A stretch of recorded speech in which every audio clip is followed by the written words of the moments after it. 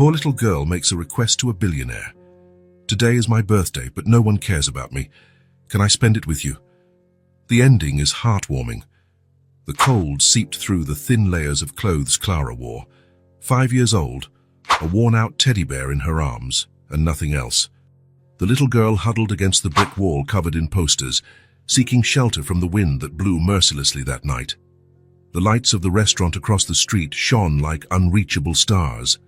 Clara watched the people inside, laughing, eating, living. They seem like they're from another world, she thought, a world she didn't belong to. Her stomach rumbled, and she hugged the teddy bear tighter against her chest. Mr. Bubbles, she called him. He had been her only friend since she was left alone. Are you hungry too, Mr. Bubbles? She asked in a whisper, adjusting the frayed little bow on the stuffed animal's neck. We'll find something to eat soon. 3 months? That's how long it had been since her mother had gone. Clara didn't really understand what it meant to die. She only knew that her mother wasn't coming back. And then, a week later, her stepfather simply disappeared. He left her sleeping and never returned. He'll be back tomorrow, Clara had told Mr. Bubbles that first night, then the next day, and the next. Until she understood that no, he wasn't coming back. A single tear ran down her dirty face. Clara quickly wiped it away with the sleeve of her coat. She had cried too much already, and crying didn't help anything. Her mother always said you had to be strong. She stood up carefully, adjusted the worn-out backpack on her shoulders, where she kept the few things she had managed to bring, and began to walk through the streets lit by the orange glow of the streetlights. People passed by her, as if she were invisible. Some even looked away. No one wanted to see a child alone on the street. It was easier to pretend she didn't exist. Saturday is a special day, you know, she said softly to the teddy bear as she walked. It's my birthday, I'm turning 6. Mr. Bubbles, naturally, did not answer, but Clara imagined he had wished her a happy birthday. Thank you, she smiled, a smile that didn't reach her eyes. Mommy always made a small cake for me. With chocolate frosting? Clara turned a corner, entering a darker alley. This was her room, as she called it.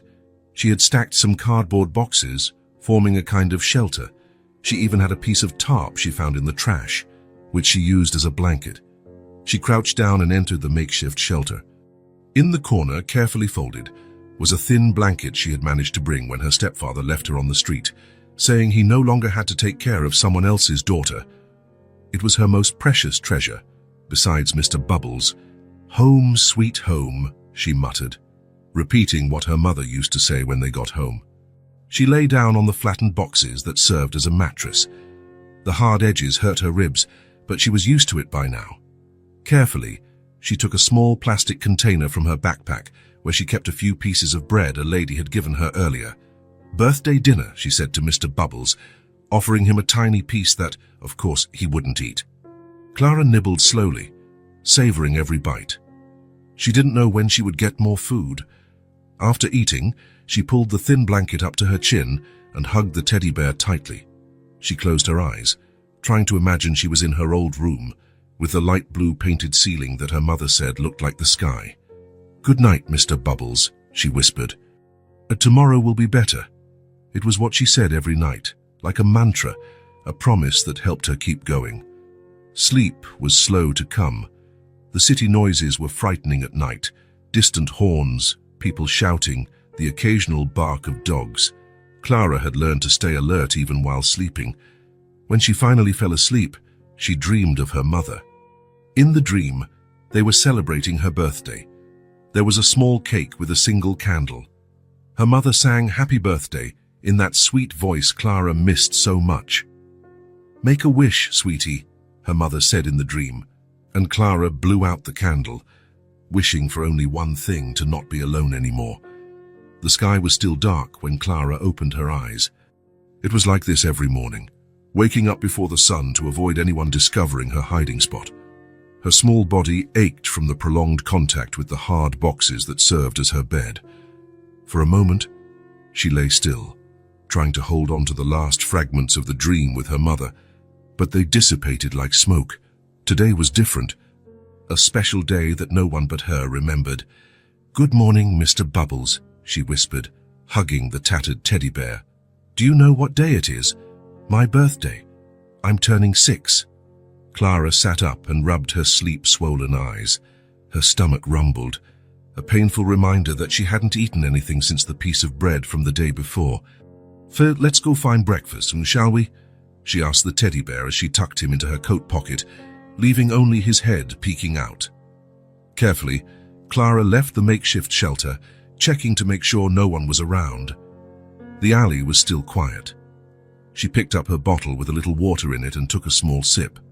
She had to save it. "For my 5th birthday, Mummy made pancakes," she told Mr. Bubbles as she walked on the cold sidewalk. "Remember, they had chocolate chips on top." The streets were beginning to wake up. Hurrying workers passed by without noticing her. It was as if Clara were made of air. No one saw her, no one heard her. She was used to it. The sun rose timidly between the buildings, bringing a little warmth. Clara walked to a bakery and stood outside, watching the fresh bread in the window. The sweet, warm smell made her stomach ache. "Maybe someone will give us a birthday present today," she said quietly to the teddy bear.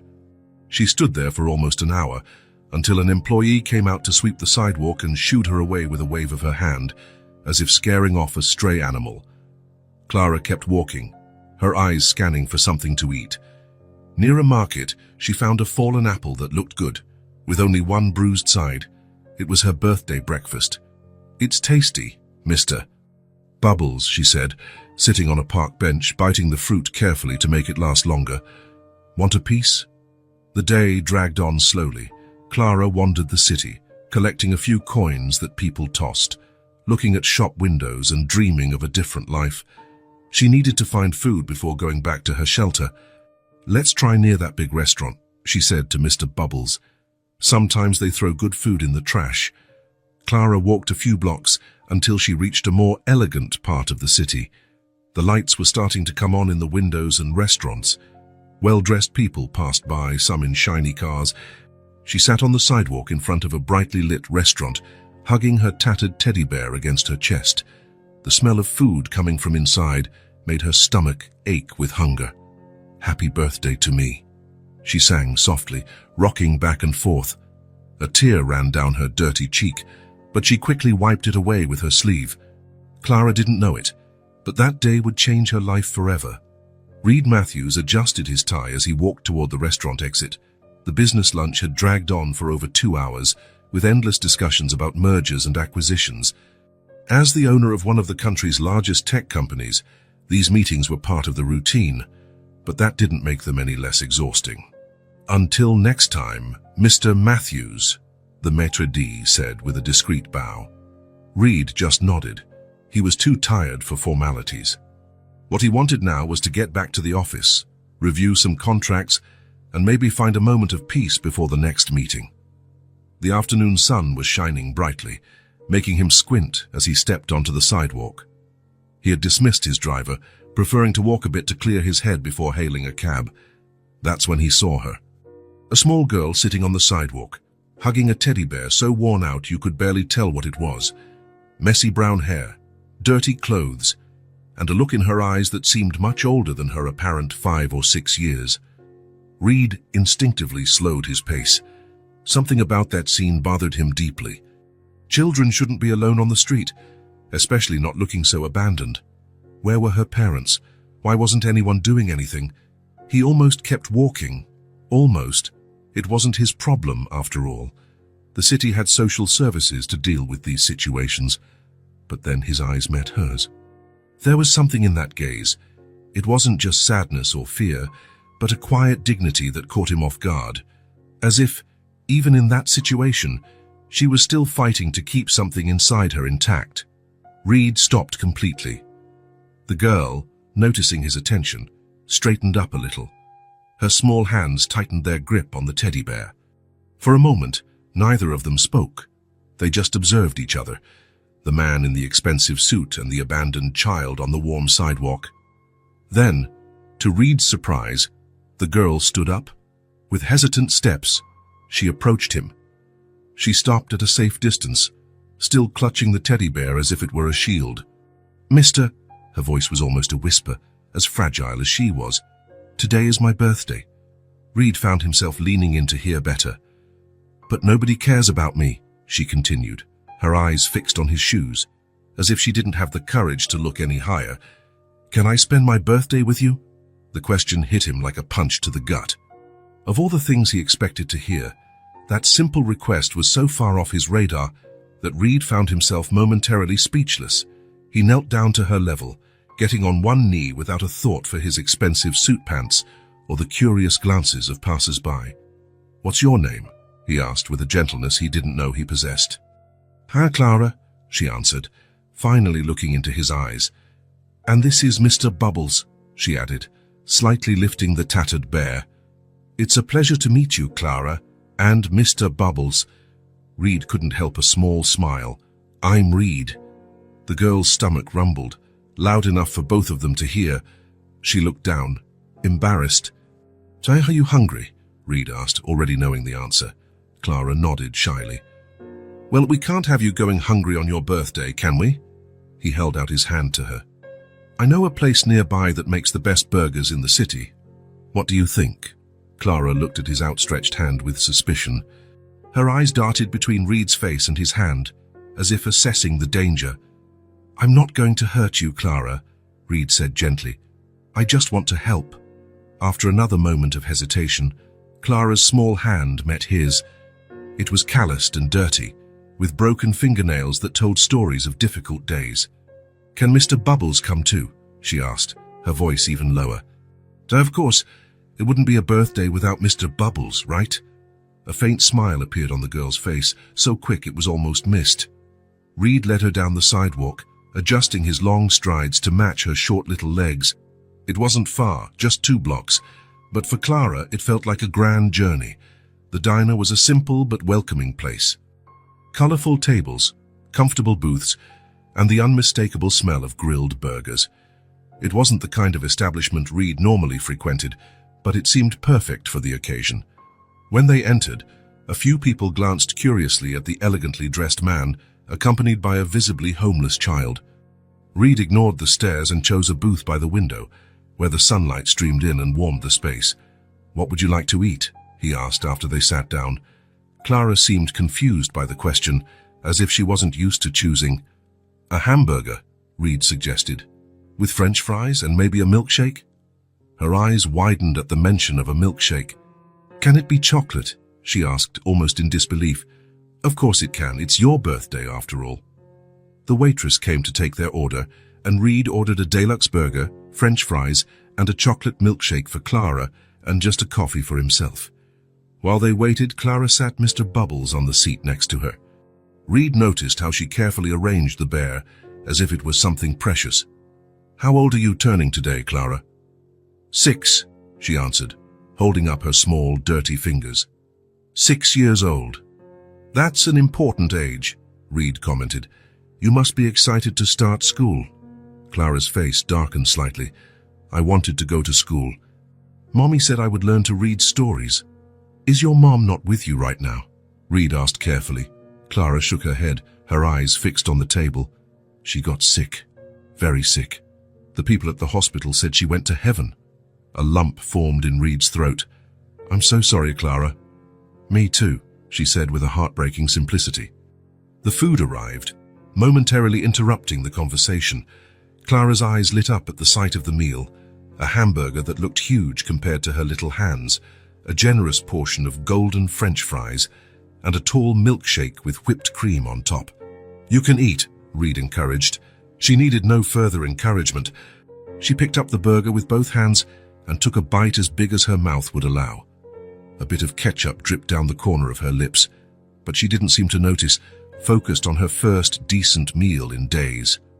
Reed watched her in silence. There was something profoundly disturbing about seeing a child so young eat with such eagerness, as if she feared the food might disappear at any moment. Between bites, Clara started to talk, as if the walls protecting her were slowly beginning to crumble. "We used to live in a small place there," she said, dipping a fry in ketchup. "Mommy worked a lot. Sometimes she'd come home so tired she'd fall asleep with her shoes on."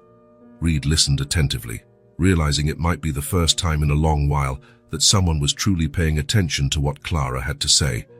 Dad, we didn't have much money, but Mommy always brought me a piece of candy on the weekend.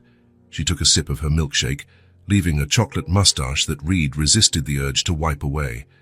Then Tom came to live with us. Tom? Mommy's boyfriend. He didn't like me very much. Reed felt his jaw muscles tighten. And what happened to him? Clara shrugged, a strangely adult expression on her childish face. When Mommy died, he said he didn't have to take care of someone else's daughter anymore. He left me on the street. She spoke as if commenting on the weather, with no inflection of anger or sadness, just acceptance. Something broke inside Reed at that moment. An anger he hadn't felt in years rose in his throat, along with a wave of protectiveness so intense it surprised him. How long have you been on the street, Clara? He asked, trying to keep his voice calm. I don't know exactly. A lot of days. She thought for a moment, her brow furrowed in concentration. The moon has been round 2 times. 2 months. This child had been surviving alone on the streets for approximately 2 months. Where do you sleep? I have a spot, she answered, suddenly wary, as if afraid her hiding place might be discovered. I made a house out of boxes, and I have a blanket. Reed swallowed hard. A house of boxes, a blanket. That was all she had in the world. The sunlight streamed through the window, creating golden patterns on the table between them. Outside, people rushed by, lost in their own lives, oblivious to the small drama unfolding inside. Clara finished her burger and focused on the fries, occasionally sharing one with Mr. Bubbles, pretending the bear was eating. Are you enjoying the food? Reed asked, trying to push away the image of Clara sleeping in cardboard boxes. She nodded enthusiastically, her mouth too full to reply. You know something, Clara.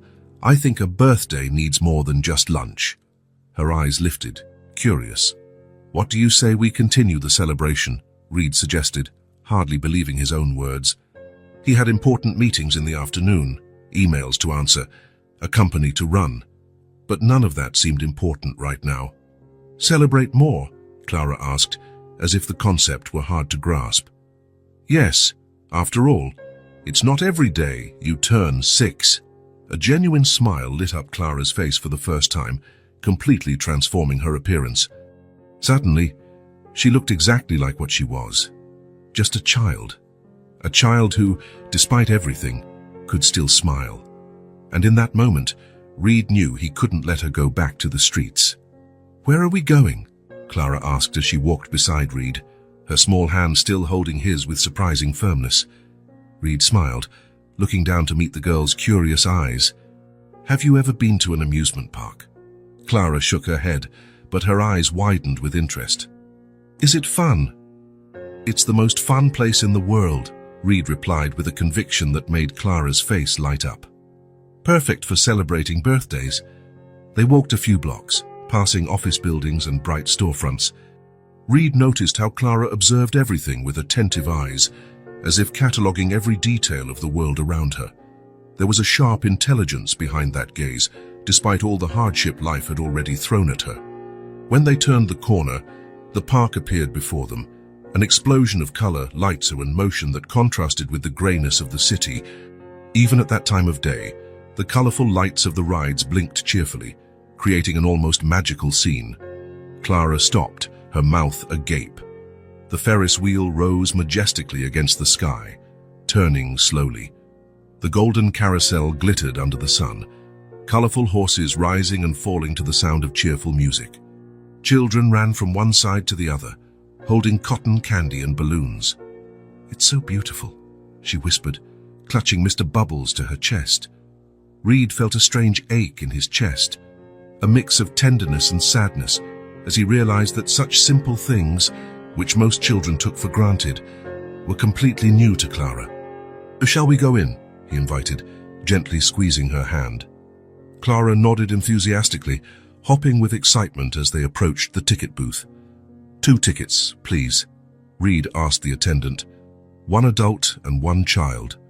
The little girl's ticket is free today, the man informed him with a smile. So we have a special summer promotion. Reed thanked him and took the colorful wristbands that granted access to all the rides. He knelt to put one on Clara's thin wrist. Now you can go on any ride you want, he explained. adjusting the wristband so it wouldn't fall off. All of them, Clara asked in disbelief. All of them, Reed confirmed. Where do you want to start? Without hesitation, Clara pointed to the carousel, her eyes fixed on the horses gracefully rising and falling. Excellent choice, Reed approved. They headed to the ride, and Reed lifted Clara so she could choose her horse. She opted for a white one with golden details and a vibrant red mane. Hold on tight, okay, Reed recommended, placing her small hands on the metal pole.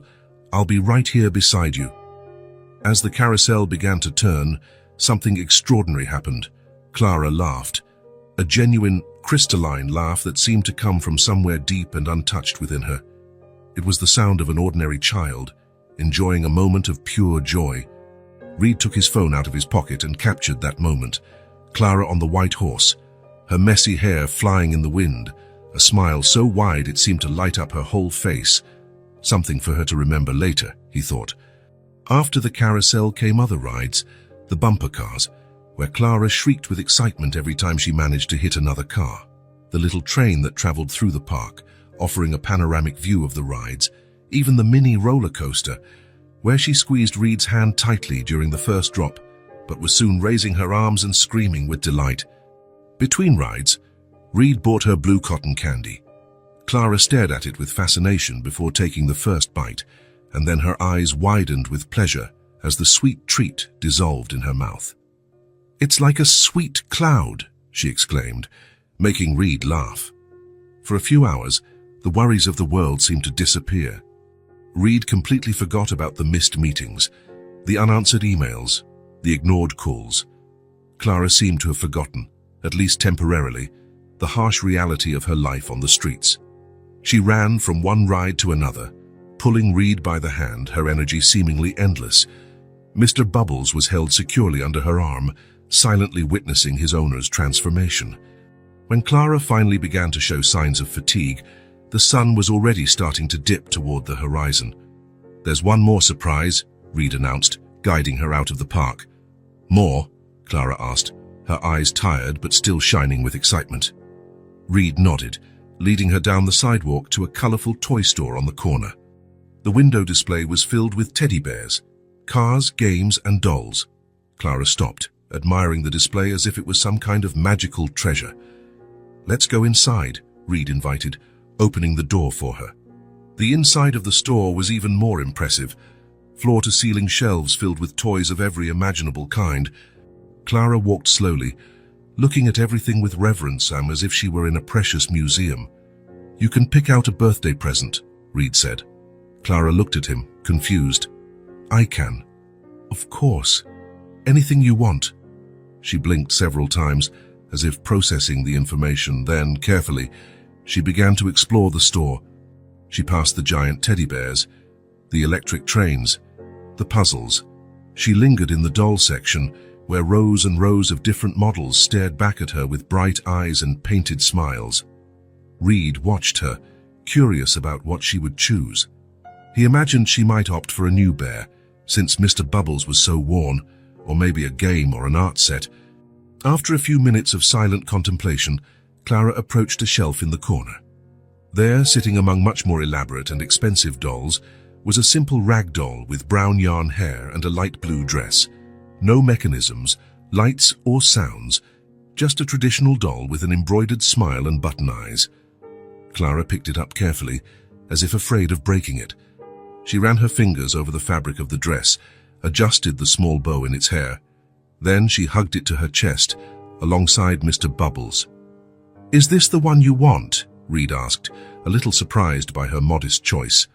Clara nodded, looking at the doll fondly. She looks lonely, she explained simply. She needs someone to take care of her. Something tightened in Reed's chest. How could this child Umaz, who had so little, still think of caring for others? Her empathy, even after everything she had been through, was astounding.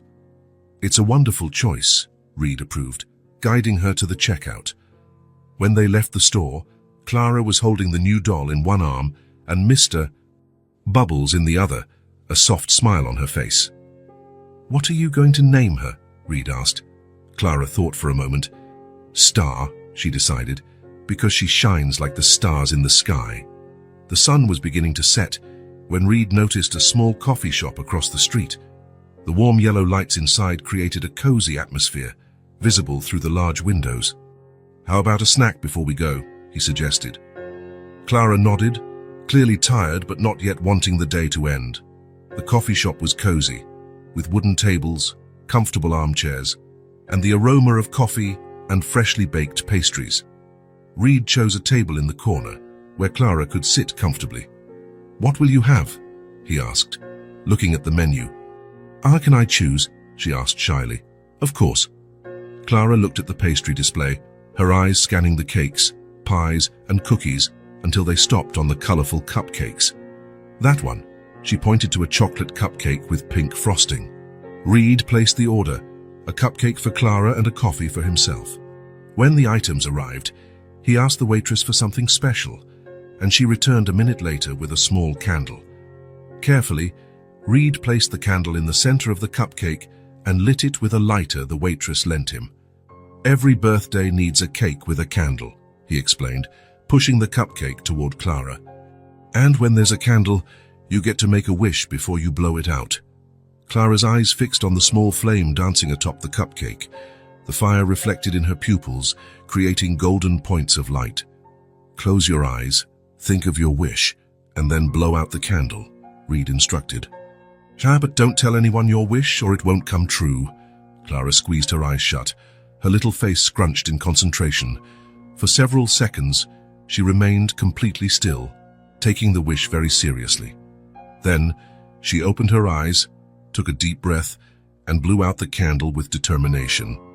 The flame went out, and everyone in the coffee shop applauded, the waitress, the barista, and even a few customers who had been watching the scene with smiles. "Happy birthday," Reed wished. Clara smiled, her eyes shining brighter than the lit candle had. Then she leaned toward Reed and whispered, "Can I tell you my wish?" "But then it might not come true," he warned. "Faye, that's okay," she replied with wisdom beyond her years. "I think it's already coming true." Curious, Reed leaned in to listen. "What did you wish for?" "I wished to have someone to take care of me," Clara answered in a whisper, her eyes fixed on his as if trying to see into his soul. Reed felt a lump in his throat. Something broke and mended itself inside him simultaneously. It was such a simple and yet profound wish, to have someone, something every child should have by right, not as a special birthday wish. "That's a good wish," he managed to say, his voice slightly choked. Clara smiled, seemingly satisfied, and began to eat her cupcake, licking the pink frosting first as all children do. Reed watched her in silence, realizing something had shifted within him over the course of the day. What had started as an impulse to help an abandoned child had become something deeper. He couldn't just return her to the streets after this. Her wish to have someone take care of her echoed in his mind like a call he couldn't ignore. When Clara finished her cupcake, her fingers and the corner of her mouth were smudged with chocolate. Reed gently wiped her face with a napkin. "I think it's getting late," he said, noticing the sky outside was already darkening. "Boys, where are you sleeping, Clara?" The question brought reality crashing back. Clara's smile faltered a bit, as if she, too, was reminded that the magical day was coming to an end. "Can I show you?" she asked hesitantly. "It's not far." Reed nodded, paying the bill and helping her gather her new treasures, Star, the doll in the blue dress, and the ever-faithful Mr. Bubbles. They stepped out of the coffee shop into the falling night. The city lights were beginning to switch on, creating an urban landscape of light and shadow. Clara led him with confidence, turning into alleys and crossing streets with the familiarity of someone who knows the territory well. After about a 15-minute walk, she turned into a narrow alley between two office buildings. The place was dim, with only the distant light from street lamps partially illuminating the entrance. "It's here," Clara said, her voice dropping to almost a whisper. Reed followed her, a tightness in his chest as he realized where the little girl had spent the last 2 months. The alley was damp and cold, with trash cans lining the walls and the distinct smell of neglect. At the back of the alley, Clara had created her little refuge. Cleverly stacked cardboard boxes formed a sort of hut, A piece of plastic tarp covered the top, presumably for protection from the rain. Inside, he could see a thin blanket folded neatly on more flattened boxes that served as a mattress. "This is my home," Clara explained, with a mixture of pride in her ingenuity and shame at its precariousness. Reed felt the lump in his throat tighten until it almost choked him. Something inside him revolted at the idea that a 6-year-old child considered this a home. A pile of boxes in a dark alley, where anything could happen, where cold, hunger, and danger were constant companions. Clara ducked down and entered the makeshift shelter, carefully placing her new doll beside the blanket. "Sometimes the rain gets in through the cracks," she explained, pointing to damp spots on the boxes. "But the blanket stays dry if I wrap myself up tight." Reed swallowed hard, fighting the emotion that threatened to overwhelm him. How was it possible that in a city full of people, no one had helped this child? How was it possible that she had been so completely forgotten? Clara arranged her small space, seeming strangely adult in her methodical movements. She was preparing for another night alone in that place. Reed couldn't take it anymore. The decision crystallized in his mind with absolute clarity. "Clara," he called, his voice firm despite the emotion, "you're coming with me tonight?" She stopped what she was doing and looked at him, confused. "What do you mean?" "You're not staying here," Reed explained, kneeling to be at her level. "You're coming to my house. No child should sleep alone in a place like this."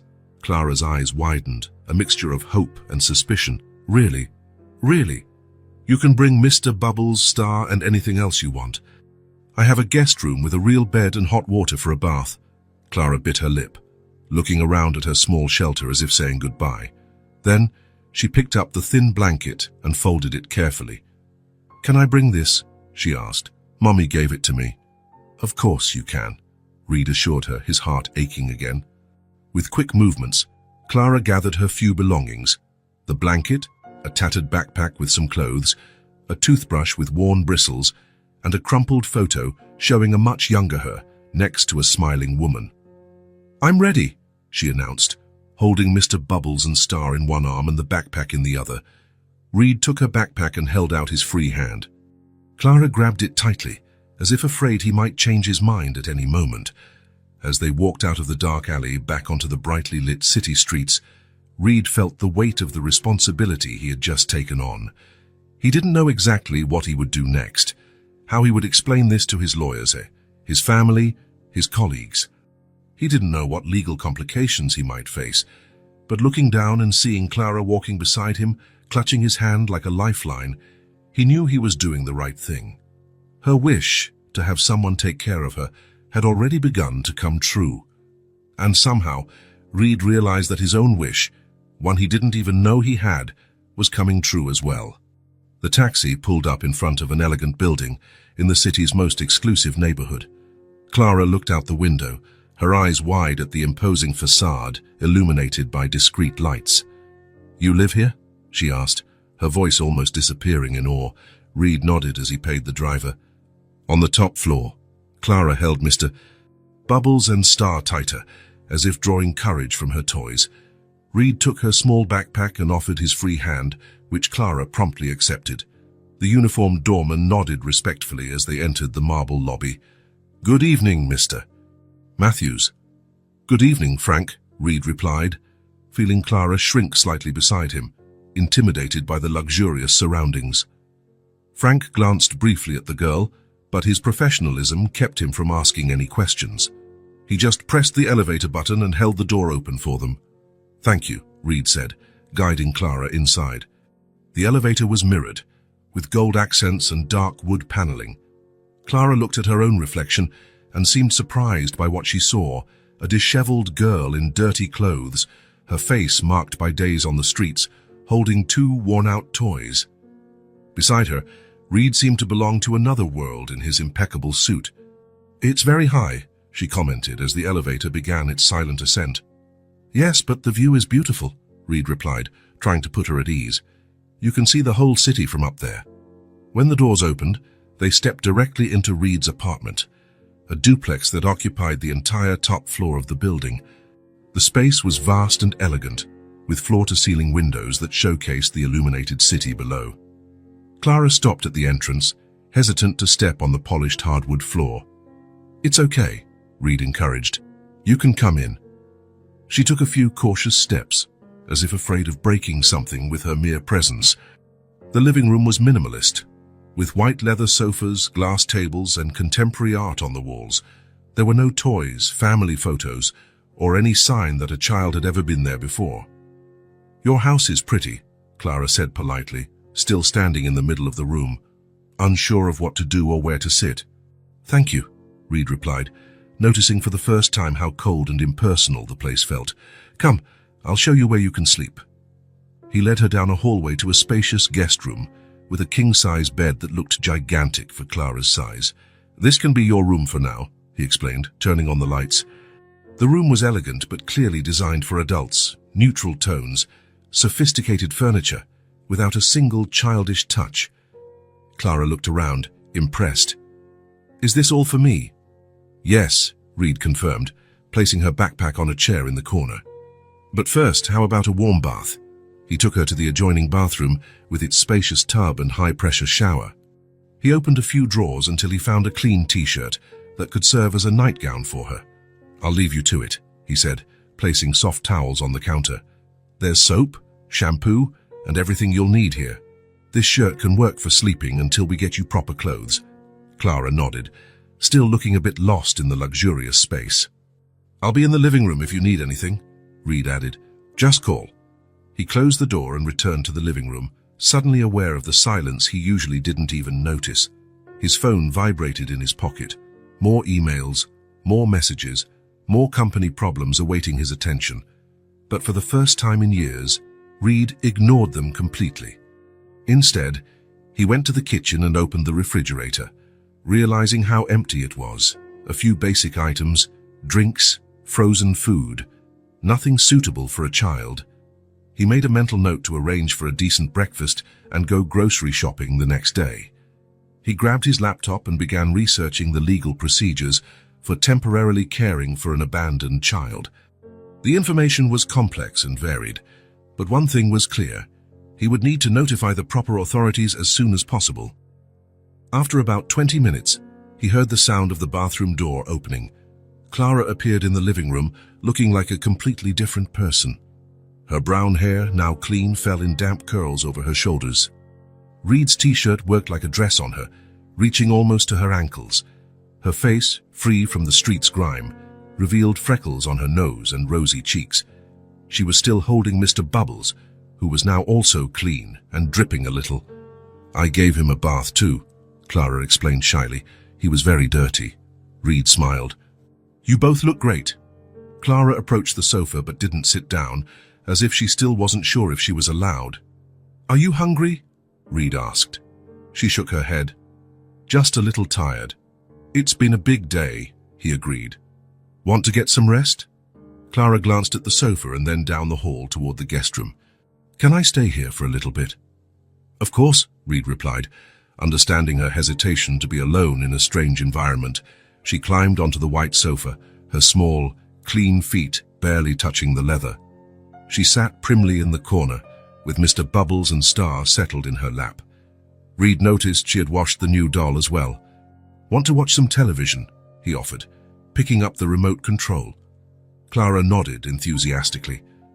Reed turned on the massive TV that dominated one of the walls and searched for a cartoon channel. He found an animated movie about a brave princess, and Clara's eyes immediately locked onto the screen. "Do you like this one?" he asked. "I've never seen it," she replied, already completely absorbed in the story. Reed sat at the other end of the sofa, giving her space.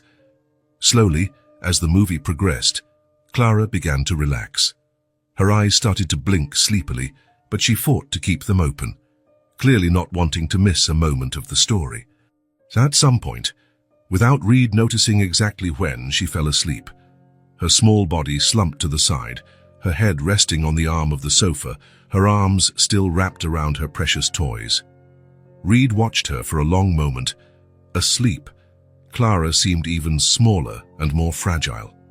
The marks of the hard life she had led were still visible on her too thin body, in some scratches and bruises on her arms and legs that the bath couldn't wash away. Careful not to wake her, he took a soft blanket from a closet and gently covered her. Clara didn't move, except for a slight sigh of contentment as the warmth of the blanket enveloped her. Reed sat in the armchair across from her, watching the girl sleep. The TV was still on, the volume low, the animated colors reflecting on Clara's serene face. A certainty settled in his chest, solid and unshakable. He was doing the right thing. It didn't matter what the legal complications were, the explanations he would have to give, the adjustments to his life. No child, none, should live alone on the streets, sleeping in cardboard boxes, unsure of their next meal or if they would survive the night. The contrast between the Clara from a few hours ago, sitting alone on the sidewalk, and this child sleeping peacefully on his sofa was so stark it almost hurt. How could an entire society fail its most vulnerable members so completely? With these thoughts, Reed finally allowed himself to relax as well. The day had been long and emotionally draining. He closed his eyes for a moment, just to rest. When he awoke, the soft morning light was filtering through the windows. He had fallen asleep in the armchair. Clara was still sleeping soundly on the sofa, wrapped in the blanket, only her little face and a few curls of hair visible. Reed got up silently and went to the kitchen to make coffee.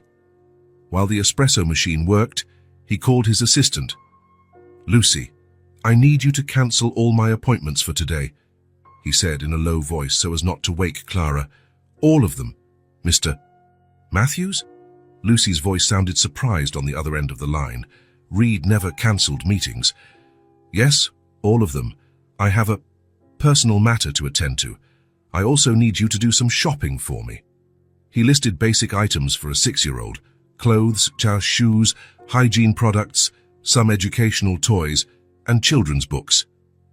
"Mr. Matthews, is this for, a child?" Lucy asked, confused. "Exactly.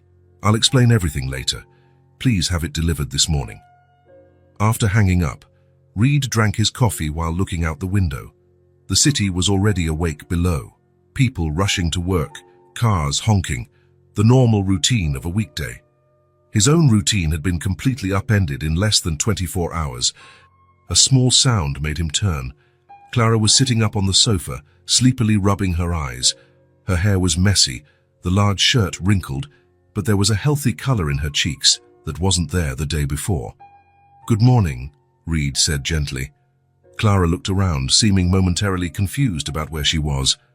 Then her eyes met Reed's, and she visibly relaxed, remembering the events of the previous day. "Good morning," she replied, her voice still hoarse from sleep. "Did you sleep well?" She nodded, hugging Mr. Bubbles and Star. "Your house is very quiet," Reed smiled. "Want some breakfast?" "I don't have much, but we can order something."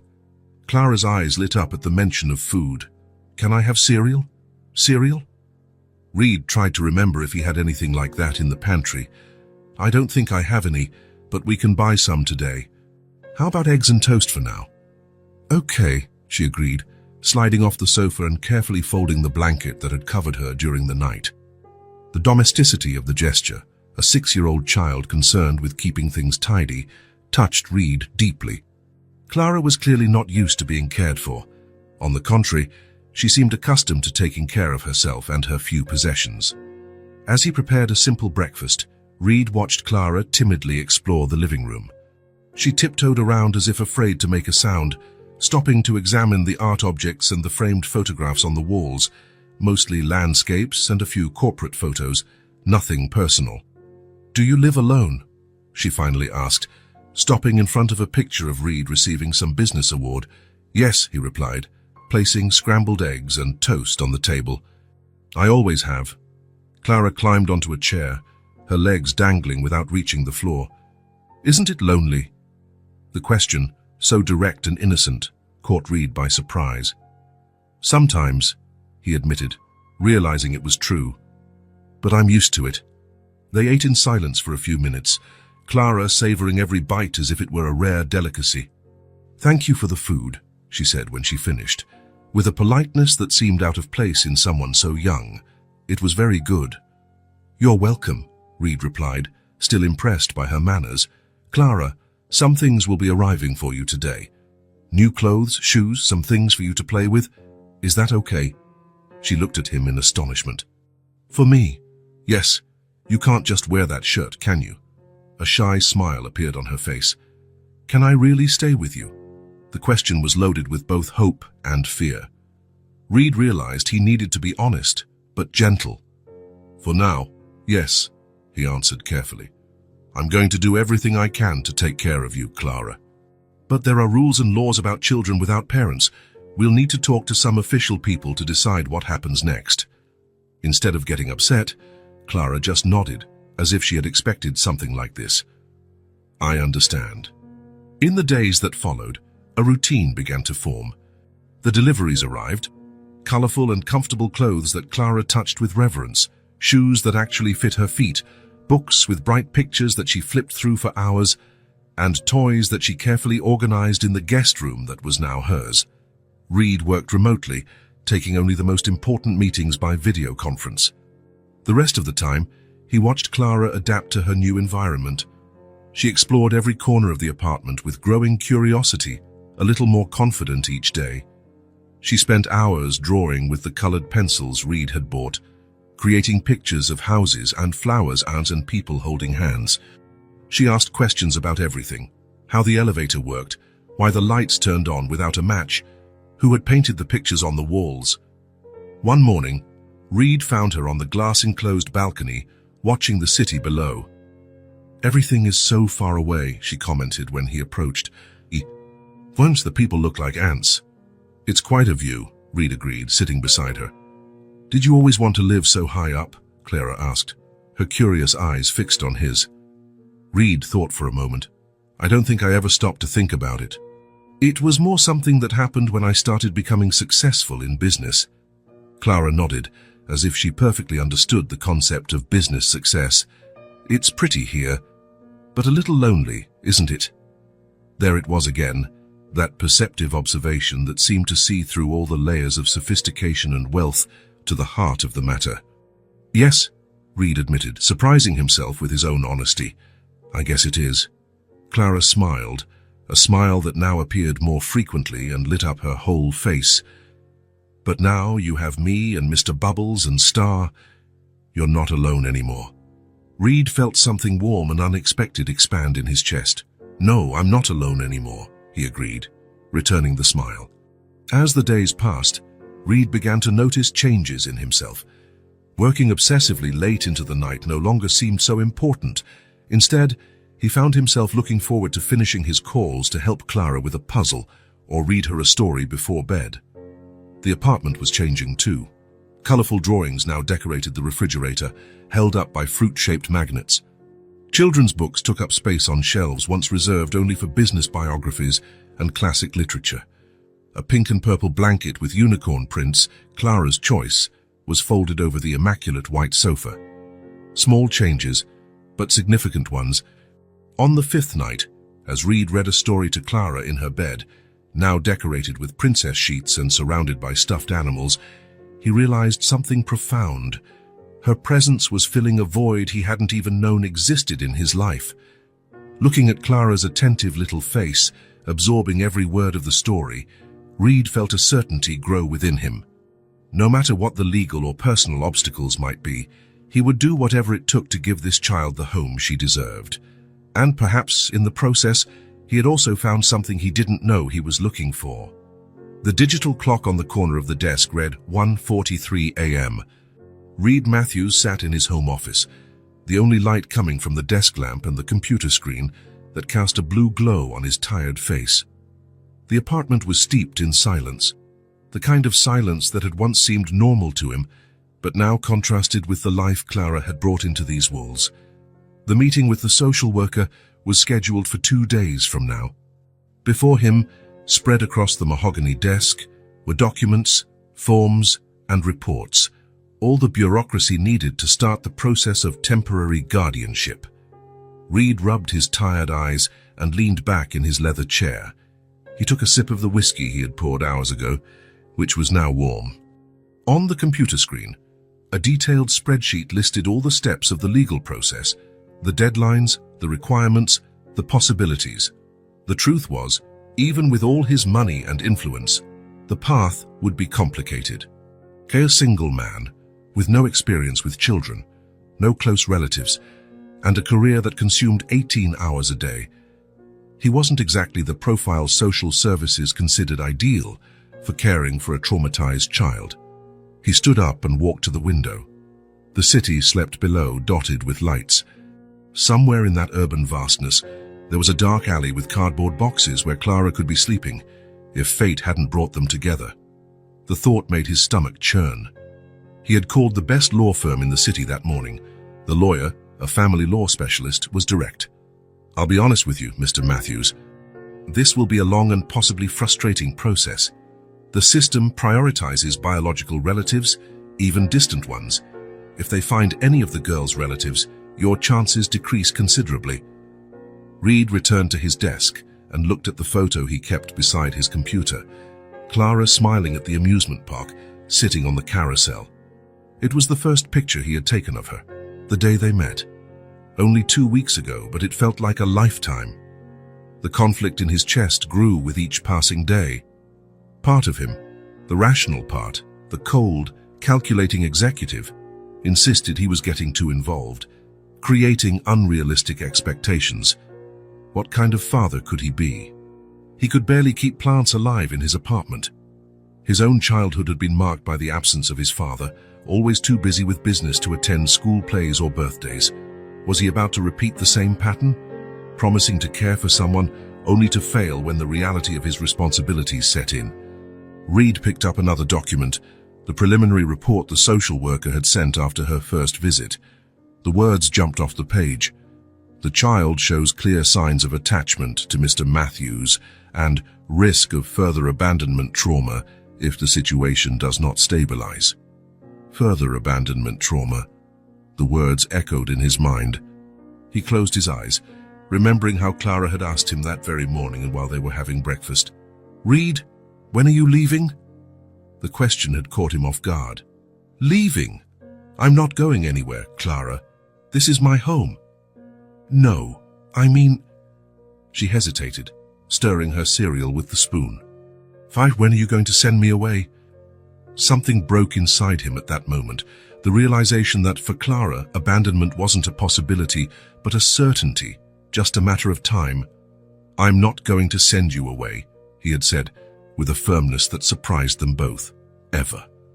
But could he keep that promise? Reed looked at the pile of documents with a growing sense of helplessness. The system was complicated, impersonal, bureaucratic. Clara was just one case among thousands. His money could help up to a point, but it guaranteed nothing. And there was the deeper question, was he really the best person for Clara? A little girl needed stability, routine, constant presence. Things he had never valued in his own life. Maybe there was a family out there, a loving couple, with other children, a house with a yard and a dog that could give Clara everything he couldn't. The thought of Clara living with another family, calling someone else daddy, growing up far away from him, made his chest ache in a way he had never felt before. Reed picked up his phone and scrolled through his recent photos. Clara concentrating on her drawing at the kitchen table, Clara asleep with a book open on her chest, Clara and him making silly faces for the camera during an impromptu picnic in the living room. Small moments that had infiltrated his life like sunbeams through cracks, illuminating corners he didn't even know were dark. He knew it was too late to pretend he didn't care, too late to protect himself emotionally. In just 2 weeks, that little girl with her tattered teddy bear had become the most important person in his life. Reed returned to the window, watching the dark sky. The truth hit him with crystal clarity. Maybe he couldn't be everything Clara needed. Maybe he would make mistakes, a lot of them. Maybe there would be times when he wouldn't know what to do or say. But he also knew with absolute certainty that he couldn't bear to see her leave. He couldn't let her be alone again. The sound of light footsteps interrupted his thoughts. He turned to find Clara standing in the office doorway, sleepy, clutching Mr. Bubbles. "I can't sleep," she murmured, rubbing her eyes. "I had a bad dream." Reed immediately set the documents aside and went to her, kneeling to be at eye level.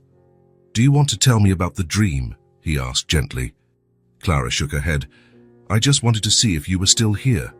The words were simple, but they carried the weight of all the abandonment she had ever experienced in her short life. "I'm here," Reed assured her, a lump forming in his throat. "I'll always be here." He scooped her up into his arms, surprised once again at how light she was. Clara rested her head on his shoulder, the scent of strawberry-scented children's shampoo filling the air. "Let's get you back to bed," Reed said, carrying her down the dark hallway. "Will you stay until I fall asleep?" she asked in a low voice. "I will."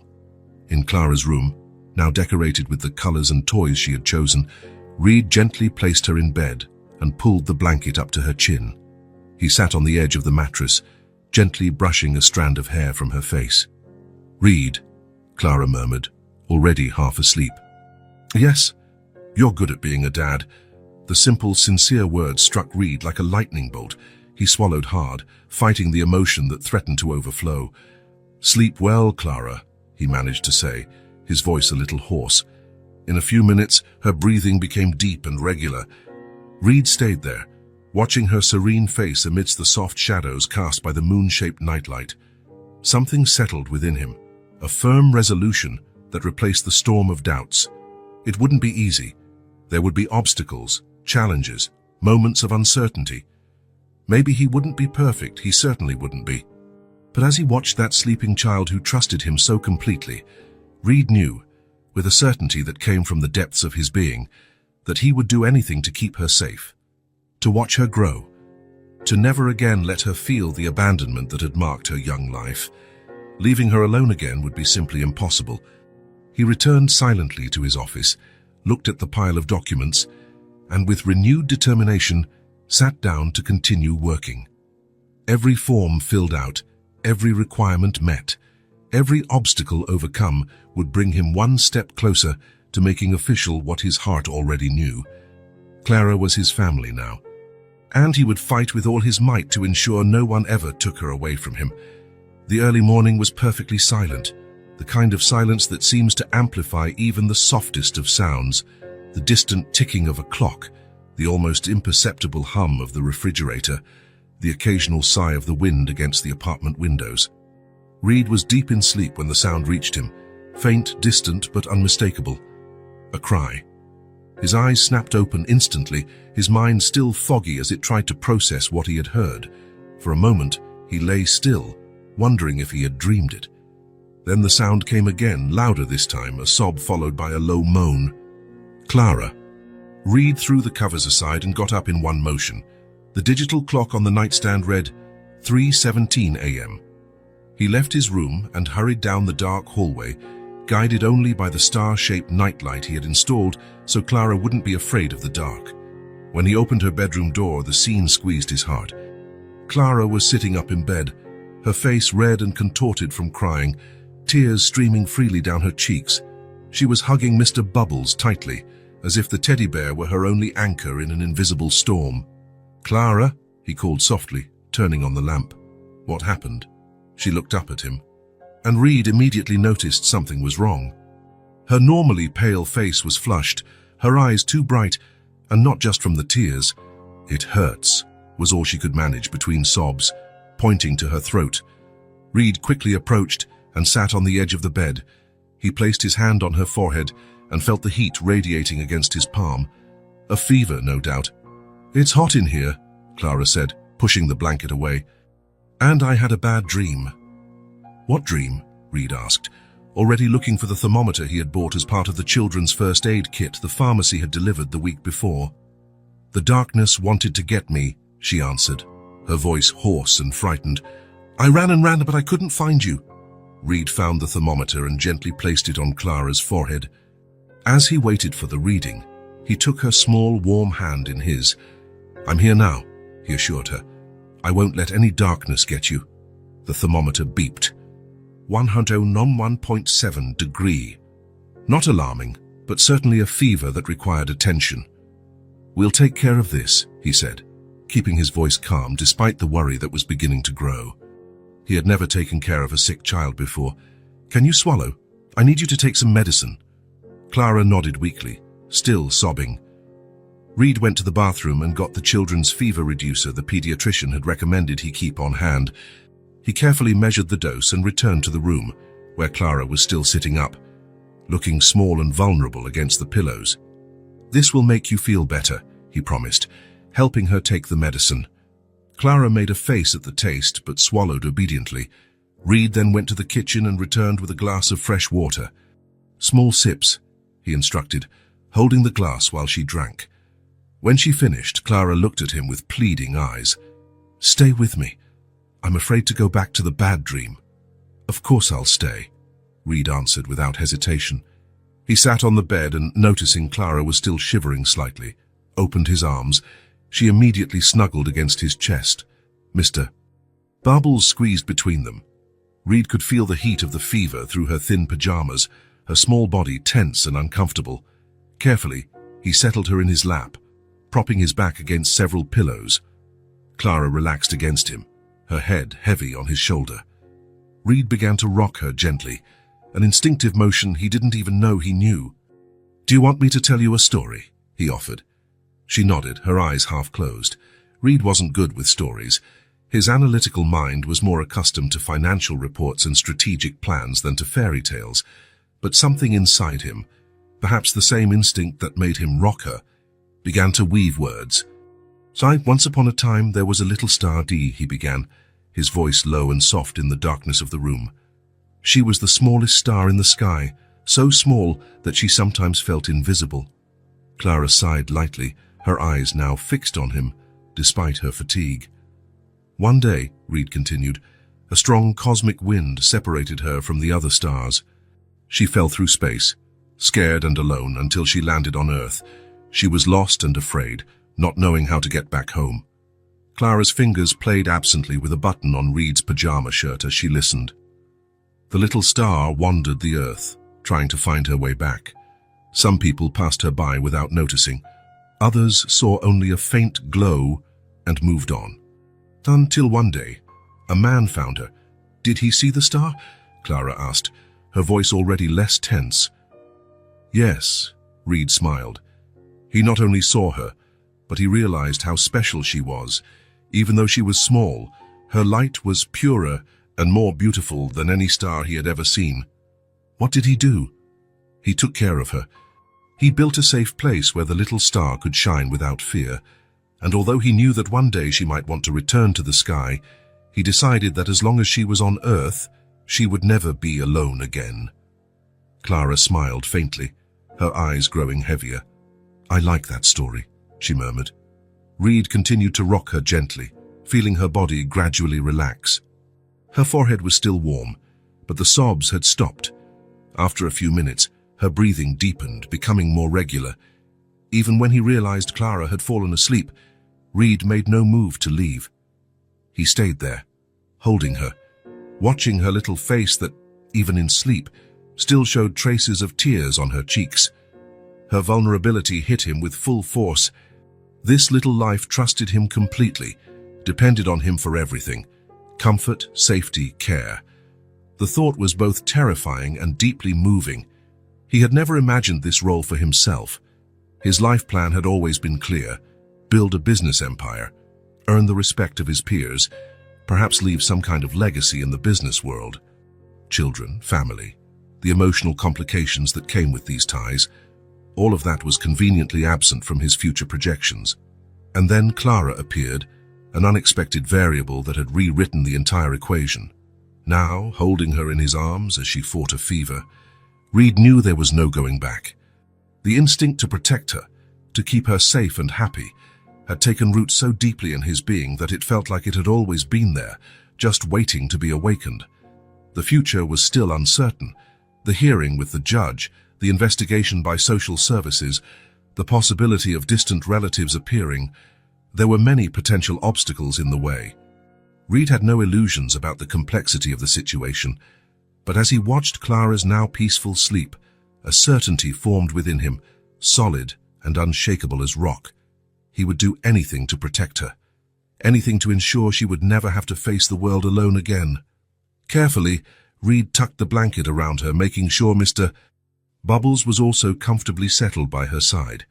He couldn't say how long he stayed there, watching over her sleep, attentive to any sign of discomfort or restlessness. The silent night continued its course, the sleeping city outside unaware of the small drama unfolding in that apartment. A man discovering, perhaps for the first time, what it meant to put someone completely above himself.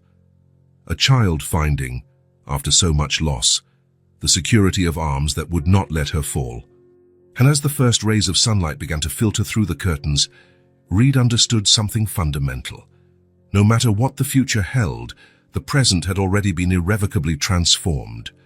Clara had become his world, and he would do everything in his power to be hers. It was a quiet Saturday afternoon. Reed and Clara were putting together a puzzle in the living room as the autumn sun created golden patterns on the hardwood floor. "I got it!" Clara exclaimed, fitting a blue piece in after several attempts.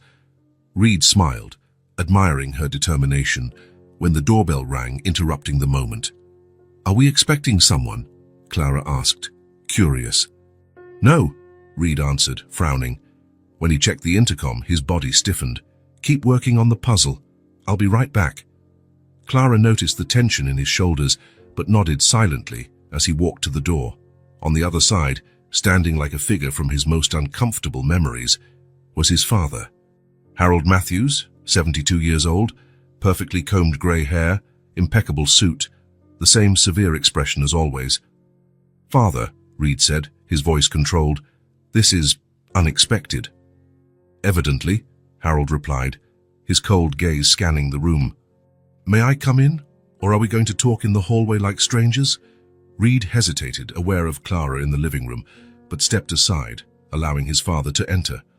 Harold walked in with the presumption of someone who feels entitled to occupy any space. His eyes immediately found Clara, who was now standing, holding Mr. Bubbles against her chest. "So it's true," he commented, his voice laced with disapproval. "Lucy mentioned something about you cancelling important meetings for personal commitments. I didn't imagine it would be this." "Clara," Reed called, keeping his voice firm but gentle, "why don't you go finish the puzzle in your room? He'll be back to help you in a few minutes." Clara looked from Reed to Harold, sensing the tension. With a small nod, she grabbed a few pieces and quickly left, casting one last worried glance before disappearing down the hall. As soon as he heard the bedroom door close, Reed faced his father. "What exactly do you want?" Harold examined the changes in the room, the drawings on the fridge, the toys organized in a basket, a children's book on the table. "The board is concerned," he said finally. "You've missed 3 important meetings this month. The East Asia project is practically at a standstill, and now I find out it's because of some domestic situation." "Clara is not a situation," Reed replied, his voice low but firm. "She's a child who needed help." What Reed didn't know was that Clara hadn't gone to her room. Driven by fear, she had stopped in the hallway, hidden, listening to every word. Harold let out an impatient sigh. "I always knew you had this sentimental weakness. But this," he gestured to the modified apartment. "So this is why you're not showing up at the company. This girl will ruin your future." In the hallway, Clara felt tears begin to stream. The older man's words confirmed her greatest fear, that one day Reed would realize she was a burden and send her away like everyone else. Unable to listen anymore, she ran to her room, quietly closing the door before throwing herself on the bed, muffling her sobs in her pillow. In the living room, Reed faced his father with a clarity he had never felt before. "I'm only going to say this once," he said, each word filled with conviction. "I'm going to keep her. And nothing is going to change that.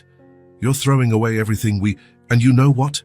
Reed interrupted him, years of repressed feelings finally finding a voice. "I'm going to be a much better father than you were to me." A heavy silence fell between them. Harold looked as if he had been physically struck by his son's words. For a brief moment, something like pain flickered in his eyes, quickly replaced by his usual mask of indifference. "You were always stubborn," he said finally, "just like your mother. But when this madness inevitably fails, don't come looking for my support." "I've never needed it before," Reed replied calmly. "I'm not going to start now." Harold adjusted his jacket. "The board expects your presence at Monday's meeting," Don't miss this one." Without another word, he headed for the door and left, leaving only the echo of his footsteps in the hall. Reed stood motionless for a few moments, breathing deeply. The confrontation had been brief but intense. For the first time, he didn't feel that familiar sense of inadequacy. He had said exactly what he thought, without backing down. It was then he noticed the silence coming from Clara's room. Suddenly worried, he walked over and knocked gently on the door. "Clara? May I come in?" There was no answer, just a faint sniffle. Reed opened the door slowly. Clara was curled up on the bed, hugging Mr. Bubbles, her face stained with tears. His heart ached seeing the look of helplessness in her eyes. "Hey," he said softly, sitting on the edge of the bed. "What happened?" "I heard," she confessed in a low voice, unable to look at him. "Your dad doesn't like me." Reed felt a wave of guilt. He should have been more careful. "My father doesn't know you," he answered gently. "He barely knows me, to be honest." Clara finally lifted her eyes, red from crying. "Do I have to leave?" she asked, her voice trembling with the fear of abandonment. Reed held her small hands in his, looking directly into her eyes. "No," he said with absolute firmness.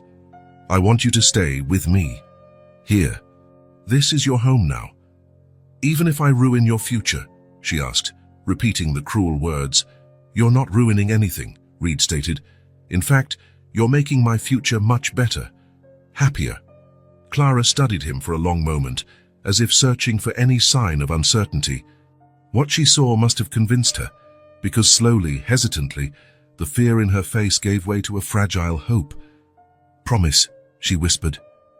"I promise," Reed answered without hesitation. "We're in this together, Clara. Nothing my father or anyone else says will change that." To his surprise, Clara threw herself into his arms, hugging him with all the strength her small body possessed. Reed held her, feeling her tears soak his shirt. But these were no longer tears of fear. For the first time since he had found her on that sidewalk, Clara truly believed she would not be left behind. That she had, at last, found a place where she belonged. And Reed, holding her tightly, made a silent promise that he would do everything in his power to never break that precious and hard-won trust. The apartment remained quiet after Harold left. Reed sat on the sofa next to Clara, both lost in their own thoughts. The unfinished puzzle on the coffee table seemed forgotten in the whirlwind of emotions the confrontation had stirred up. Clara clung to Reed's arm, her small hand gripping his shirt sleeve tightly, as if she feared he might disappear. "Are you okay?" Reed asked, breaking the silence. Clara nodded, but her eyes still held a shadow of worry. It was in that moment, watching her face still marked by recent tears, that Reed made his decision. He couldn't put it off any longer. The temporary measures, the provisional solutions, none of it was enough. Clara deserved more than uncertainty. "Clara," he said, turning to face her, "remember when we talked about you staying here?" She nodded, hanging on his every word. "I want to make it official, permanent. I want to adopt you if you'll have me." Clara's eyes widened, trying to absorb the full meaning of his words. "Adopt," she repeated. "Like, be your real daughter." "Exactly," Reed confirmed. "Legally, officially, forever." For a moment, Clara was still. Then slowly, a smile lit up her face, starting at her lips and spreading to her eyes. "I want to," she said, her voice small but decided. The next morning, Reed called his lawyer and scheduled a meeting to formally begin the adoption process. The road would be long and potentially complicated, but he was determined. Nothing would stop him. The following weeks passed in a whirlwind of activity. Endless forms were filled out, statements signed, documents gathered. Reed's apartment was subjected to inspections, his background was investigated, his finances examined, his routine evaluated. Melissa Carter, the social worker assigned to the case, was a middle-aged woman with kind but observant eyes that missed nothing. In her first official visit, she interviewed Reed and Clara separately. "How do you feel living here, Clara?" Melissa asked Clara, sitting on the bed with Mr. Bubbles in her lap, thought for a moment. "Happy," she replied simply. Reed listens to me, and he never yells at me, even when I spill things, Melissa smiled. And would you like him to officially become your father? Clara nodded vigorously. He's already my dad in my heart, she said, placing a small hand over her chest. It just needs to be on paper. In the living room, Reed faced his own tough questions. Mr. Matthews, your work schedule is extremely demanding, Melissa observed. How do you plan to balance that with raising a child? I've already made significant changes, Reed answered. I've rearranged my schedule, delegated responsibilities, and set clear boundaries between work and family time. Clara is my priority now. Melissa studied him. What makes you believe you can offer Clara what she needs? Reed took a deep breath. Honestly, I'm learning every day. I make mistakes, but what I can guarantee is that Clara will never again feel abandonment or neglect. She will have stability, education, opportunities, and above all, unconditional love.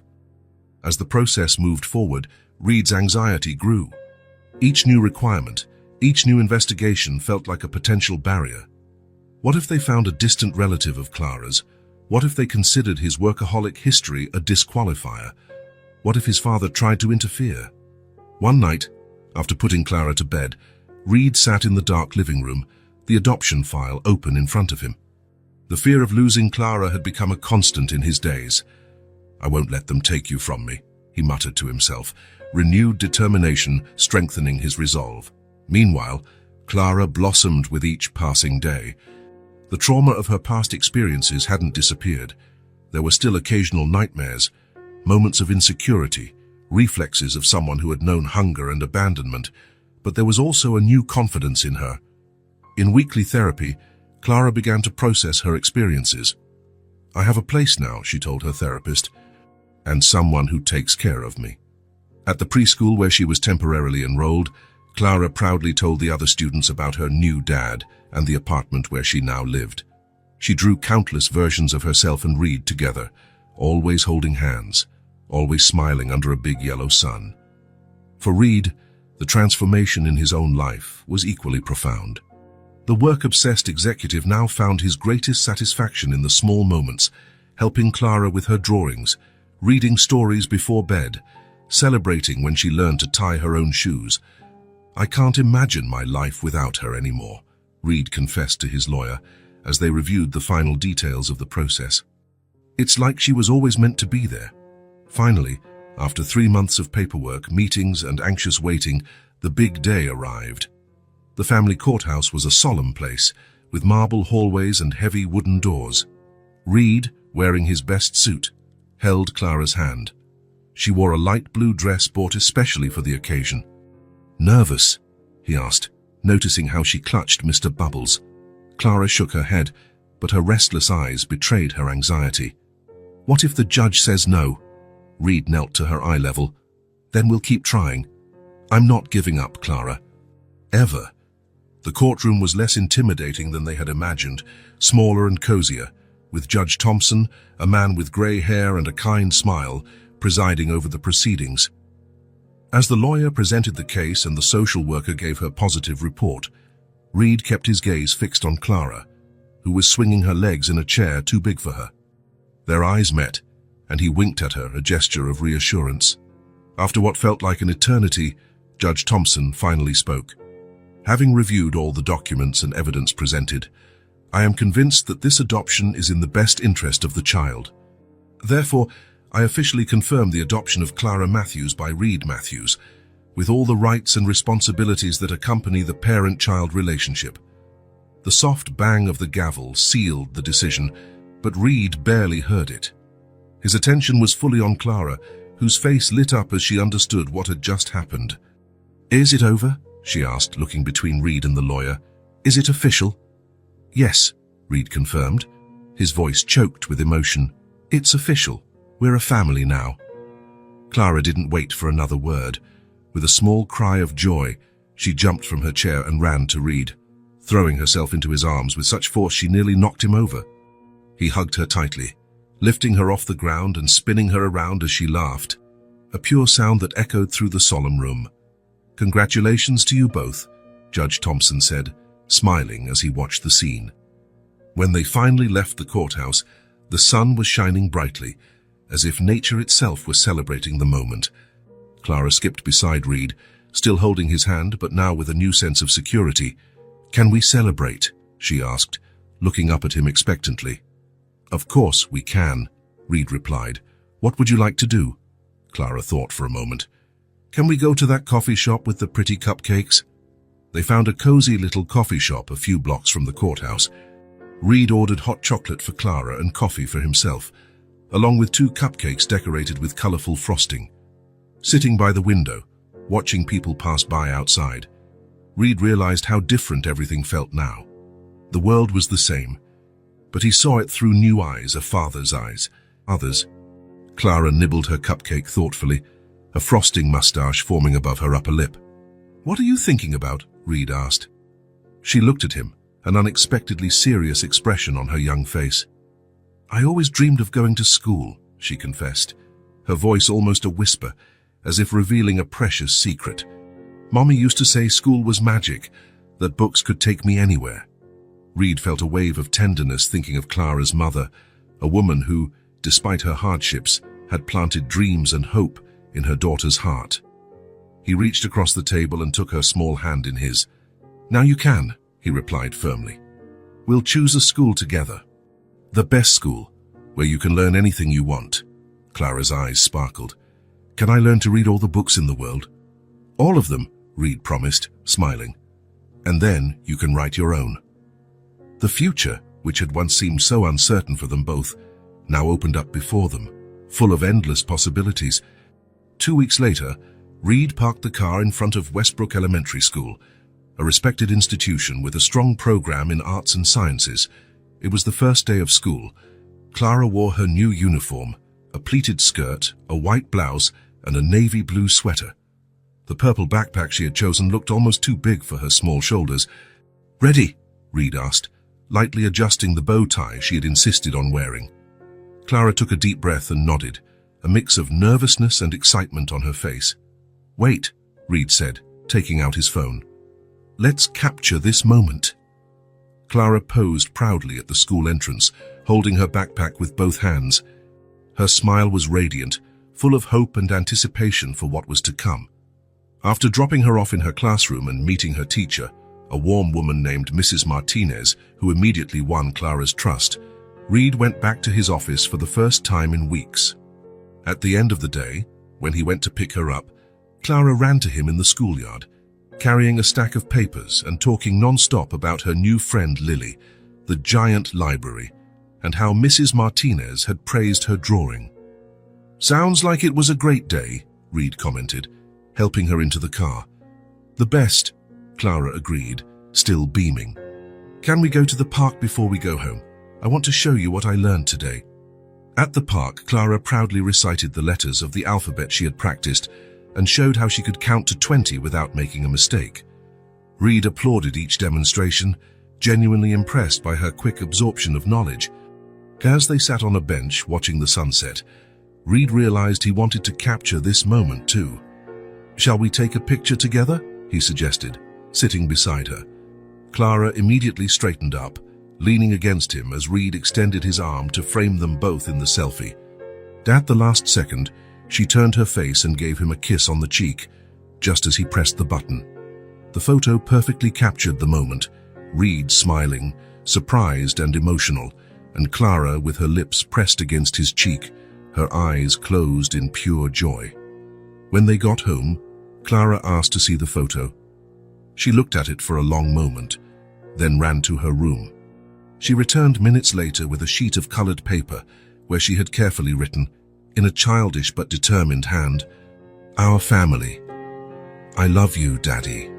Reed stood motionless, struck by the force of those simple words, especially the last one.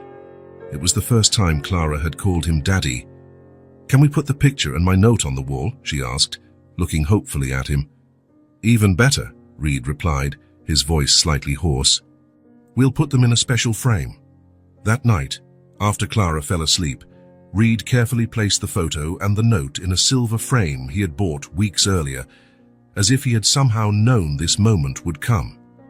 He hung it on the living room wall, in the center, where it would be the first thing anyone would see upon entering. He stared at the image for a long time.